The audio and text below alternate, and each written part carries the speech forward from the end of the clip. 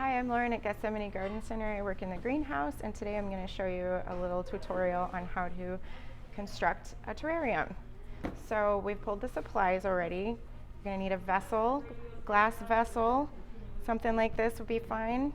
We've got our soil substrates, little pebbles for drainage, charcoal for additional drainage and some nutrients, and then an all-purpose potting mix. We also have pulled some plants. I like to go by a rule of thirds. So all of these are actually going to be better in lower light, so it's important to choose plants that are going to have a similar care regime. I've also chosen some moss that we can use as some lower substrate, and then a couple of river rocks. We might like to use those for decoration in there. So let's just go ahead and start it up. First, you want to put those pebbles for drainage across the bottom, something like that. So you can set these aside. It's charcoal.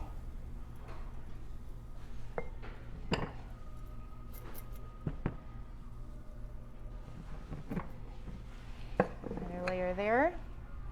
A potting mix. That should be good.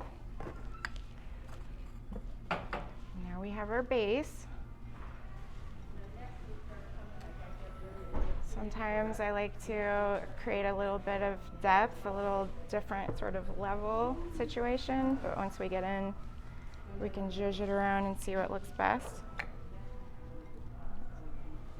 So now that the potting mix is in place, we can just go ahead and plug our plants right in there. It's as simple as that, really. I try to put the taller ones in the back, so you can see the little ones down front. Here he comes.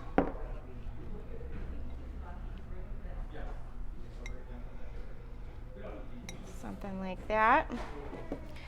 Then for ground cover, you can use, it's a creative process, whatever you like, you know. But here we like to use moss. It helps keep moisture in, and it creates a different sort of level or dynamic.